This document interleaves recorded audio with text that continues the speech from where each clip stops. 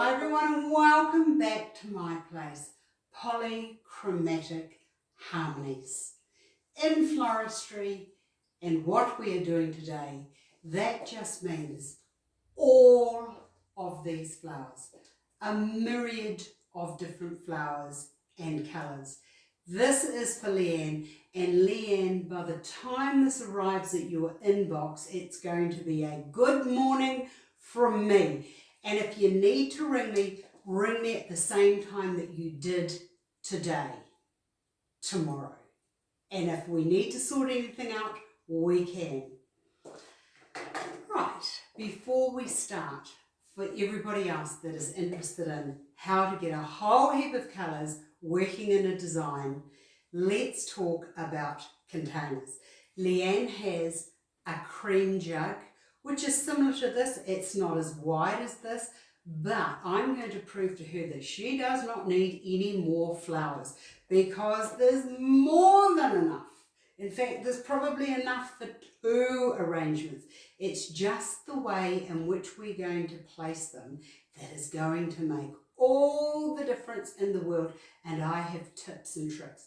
So, when you come to do an arrangement like this, you have to decide what is the right container to suit your environment, your decor, all of these colours. Which colour will you choose? Will you go for pink or orange or white or cream or green or black or silver or gold? As I said, I'm going to do mine in the cream because that's what's going to suit it for Leanne. If you wanted to use something silver or gold, you're going to have another accent to complement the vase. By that I mean, here is the silver. Are you going to have anything else that's going to reflect the light into your design? Otherwise, it's just never going to look quite right. That's the trouble with metallics. Should you choose to use a black vase, have a close look at the flowers that you are going to use.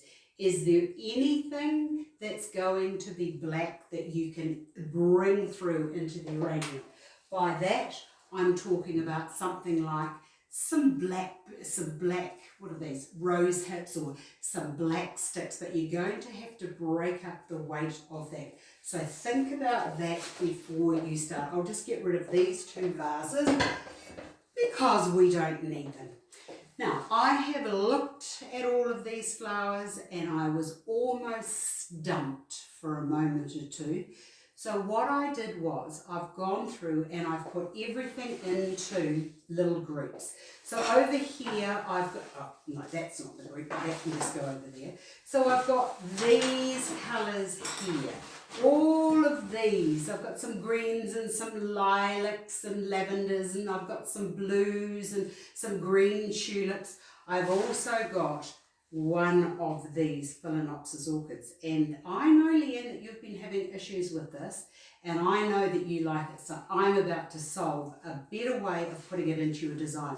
She's also got a white Phalaenopsis. She also has, let me get rid of this so that we can talk this through. So over here into this little group, I've got the white, so the Protea and all the other things. So I've got the lilac and anemones, etc. And the orchid could go there. Then I come across here to the pinks, which then take us through to the oranges and lemons. She also has calla lilies. Now, unfortunately, I don't sell those anymore because they're completely gone from the range, but I will incorporate those, so please do not let me to forget that I've got to add those into this myriad of beautiful flowers. Leanne, to start, for all of you, when it comes to doing many colours together, green is your best friend. Green is a harmonising, balancing, calming colour, which is what you will need when you're using a whole heap of flowers.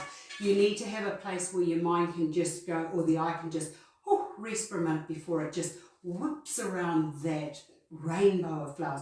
Now I've got 3 pieces, so I put those in like I always do when I'm talking about that triangle. Equal distance between each placement. Some are a little bit higher, some are a little bit lower. It doesn't matter. Next thing that I want to put into here is this orchid. Now the reason I want to put the orchid in first is because this is quite a heavy dominating colour, so I might as well get rid of it now. You could try and stick it into your arrangement, but you need to now know how flowers grow. These grow up and then they droop down. So you might as well place them into the arrangement at the beginning exactly the same way that they would want to naturally fall. There is only one of these and there are 12 heads on the stem. So what I'm going to do is 2, 4, 6. I'm going to count down to 6. And what I'm going to, oh crikey, the scissors are useless because somebody borrowed mine. I think it was one of the Builder Boys and it didn't quite come in and I don't know where it is.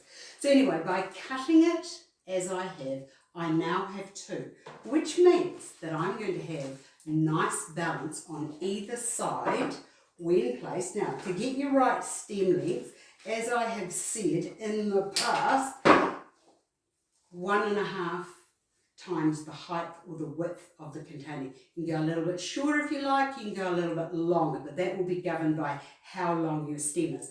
I'm just going to take mine to the length that I've got here, which is probably just over 1, just one and a bit above 1.5. Right, I'm going to put that into there, as we already have said that it likes to fall. So place it so that it's going to drape and fall. With the other one, which is far too small now, here's a little tip from me. Either get a piece of bamboo, there's a little piece of bamboo, and that, will it stay in there? Yes, it's going to stay in there. That can go over to that side. I possibly should have fixed it, but I think it'll be all right. Okay, what is the next thing? There's some white ones here. I'm just going to leave that white one out of here for now because I might be able to put it in later on. I have 2 green parrot tulips. Let's put one over there and let's put one over there. So that's just going to give me a little bit more green out here. Now that's as far as I'm going to allow this design to go. So if you took a compass around there, that would be sort of the radius of that all around there should visually end up to be about the same. What else have I got over here? Okay, I've got a couple of pieces of lilac. The great thing about lilac is that it will go up and it will droop down. So let's just put it there. Now I've only got one piece of that. So I'm going to take that up to there. The other beautiful thing about this lilac is it's sort of part way through this colourway over here, so it's going to be perfect. So I've got one going up over there. I'm just going to push that down in amongst the leaves. The leaves are also, not only are they going to calm and connect and give some balance and lots of calm to this arrangement, they're also going to be really great as a structure in which to put your other flowers. Now that isn't quite as far out as I wanted it. Have a look at that. But at this stage, that doesn't matter because I've got a lot of flowers to work with. The other thing that's quite heavy are these burgundy peonies. When you've got big heavy things like that, put those down and into the front. So I'm going to put one to there and I'm going to bring the other one. Now, when they come straight like that. You have to play God of nature and get in there with your hands and give it a wee bend down so that it's got a nice form. That has gone to there, so I'm going to bring this to there. I know I say this all the time, but I want you to just always imagine that. For now, while we're learning, this is the easiest tip. Just imagine that there is an imaginary line running through the centre of your arrangement. What you do on this side, you do on this side. You could do it this side, this side. So I've got the tulips coming out the side like wings. But when you look at it this way, it's there and it transitions to over to the other side. You can't see it, but don't forget, this arrangement is to be viewed from all around. So it's going to be the way that we place things that's going to make this look just so you don't need to go back and fiddle with it each time you look at it. The next thing I want to put into here is this big white protea. That's another big form. Get that in first, and that can just sit in there. Yep, I know that when you see it, that lilac is just sitting a wee bit too high. Don't worry about that at this stage. We can fix it. Okay, I've got some rose. Oh no, I'm going to use these. Let's use these beautiful little sasanquas. Let's take these up into the centre. Now that's just a little bit too high, but it doesn't matter because I have another one of those and I can put that into there like so. That protea is a little bit lost, but let's not worry about that because we can lift that very soon. The next thing I wanted to go into here is this Cymbidium orchid. It's very tall and there's no way that that's going to ever fit into there. So, as I said, the rule is 1.5 times the height or the width of your design, of your container. That now is nice and tall. There is an issue because the flowers are flat and are all going that way. Get your hands into there and then just slowly turn and manipulate so that you've got flowers on this side and also flowers on that side. So when somebody's looking at it, it doesn't matter because they'll be able to see glimpses and hints of that flower. That I'm just going to put into there, just like that. Ha-ha, we're starting to build this beautiful picture. What else have I got? I've got 2 pink roses. Let's bring a pink rose into there, like so. And if they're a bit flat, get in there with your hands and manipulate those so that they're spread out, so that if a bumblebee or a butterfly wanted to float on through, it's got enough room for its wings to stretch out. So as I said, with the mirror finish, what you do on that side, bring that through to the other side, and you can bend that in whichever way you want to bring it out. Also, let's go back to, I said that this was going to be around at the base as well. So the circumference, so the diameter, no, is it the diameter or the circumference? The circumference has to all sort of be about the same visually, so that when your eye runs around there, yep, it goes in and out, but it's still kind of rounded. Next thing I want to put into there is one of these little dahlias. Now, that there is still sinking down. We're going to leave, not going to worry about that, but we'll put that there for now. And is there another one? No, there is not. But that's okay there because that finishes that little side. Don't forget, we're looking at it from all around. What else have we got here? Okay, I've got one piece of white lilac. Let's bring that bit of lilac around and into there. And that can just fall down. Hold up, wait 1 minute till I do it. Let me just have that go in there. And what I'm going to do is, I'm going to take that so that it falls down. So when you look from there to there, it's sort of kind of on the same sort of ring around that where we're heading. Okay, what else have we got?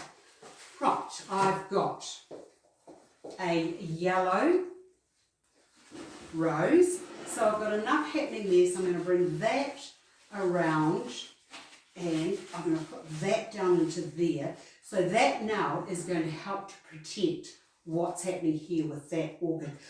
Also, I think that you need to just sort of bear in mind is, do you want this to be formal or do you want this to be informal? I'm thinking with the lovely selection of flowers that are almost as if garden picked and bought inside and put into a vase, that would be more informal to me, relaxed and informal. So some are going to be a little bit higher, some are going to be a little bit lower. Don't be knocking yourself around with that at this stage. Okay, I have another yellow rose, so I'm just going to go around and think about where would be the best place to put this. So as I'm looking at it, when I look into this lovely little camellia there, I see yellow. I see yellow here.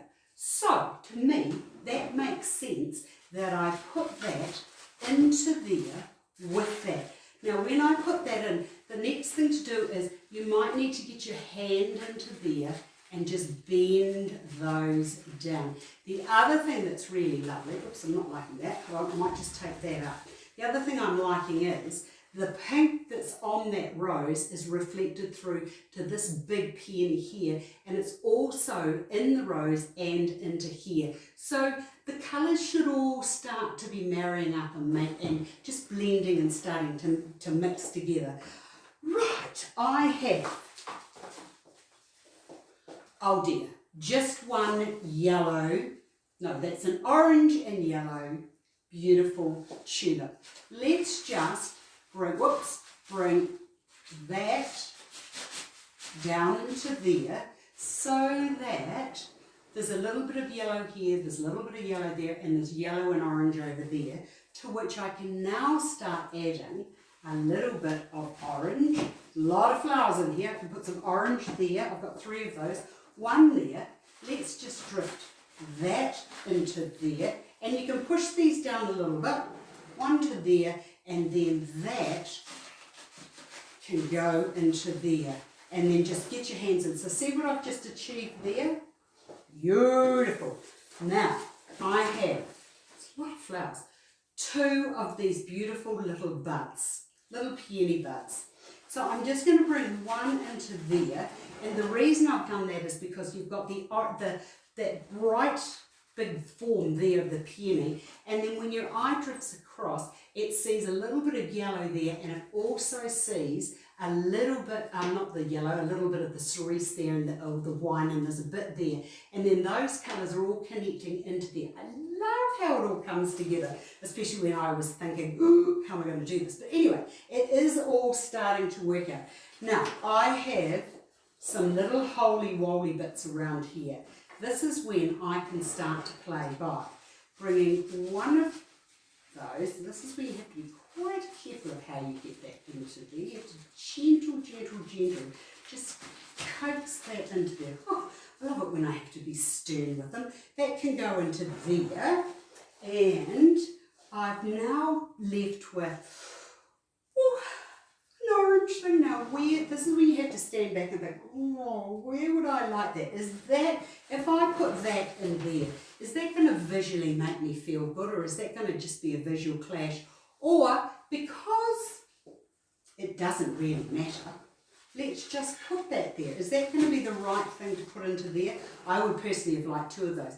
So I don't know whether I like those 2 there or not, or am I better to look at something like that, this little hellebore. Now I'm thinking the hellebore is going to be better because it's not going to be too clashy, and it's going to take a little bit of that intensity of colour down with the colourways that are in that little flower there. Now I have this. This here speaks as if it needs to go into here, because that maroni colour there and that green, they all sort of the same colour family. So let's just bring that, oh, I've got to get into here now, that into there, and then just bring it down. And I think that a lot of times people think it's that movement that you create that's going to make this a little bit better. Look at that. Oh, yes, I'm loving it. Okay, now what have we got? We're getting through them. We are getting through them. Okay, so I've got a nice little white flower here, and it's just going to be I know what I'm going to do with it. I'm going to bring that down and into there, and look at the colourways all into there. There's a little story, or a little bit of still life in colour that's all sort of starting to marry together. Now, let me get rid of this one here first. Okay, I'm thinking that should go into there, and the reason I've done that is because there's little bits of pink on that dahlia that connect in with this family, that connect in with this rose. That is a little bit too low, and so is that. So if you're finding you're having difficulty, just lift them up to suit. I have one more of these. Now, I've got nothing happening in there, and I've got this hanging out here on its own. I'm thinking that moving that around and bringing that, and then just bringing that down into there like so. Now, the other thing I forgot, because I was going too far, was this gorgeous peony has a lovely little bud. Don't hide it in there, bring it out. Because even though it's just hanging there on its own, it's actually giving some different plane levels for the eye to see. Whoa, I've got one more of those. What will I do with that? I know exactly what I'm going to do with that. I'm just going to bring that into here, like so. And I've just lifted that down here, so I'm going to put that into there. And look, I've got this little baby that really needs to be doing something. I'm going to take that out, and I'm going to bring that into there because it's bigger and it fills up a hole. It's looking really lovely. It's not, I don't really like colours that are all blended like this, but you know what? I'm thinking it looks quite nice. Now we've come to, 2 blue flowers. Where will we put 2 blue flowers? I know exactly where we're going to put 2 blue flowers. We're going to put one into there and bring that down. That can go there. Now, because that's a big, strong primary colour, I'm just going to bring the other one across and over and into here, so that when you look at that, your eye comes over and it picks up that lilac, and then this bit of lilac here is picked up here by this bit of lilac that's over here. Now, we have one more of these, one more. I already have taken it out, but what I'm going to do now is I'm going to bring that over to here. So, one's going to, so you're going to have that big form there, that can just sit on the top of it. You've got this here, and then that little anemone goes into there. Now, Leanne, I don't think you can use this white one. You could, if you wanted to, put it into here. Well, I'll do it. I'll do it to just show you what it's going to look like, shall I? How many are on here? Okay, let's just go into there. Let's cut that to there, like so. More flowers. Let's now just bend that, because there's a big white, there's the lilac there.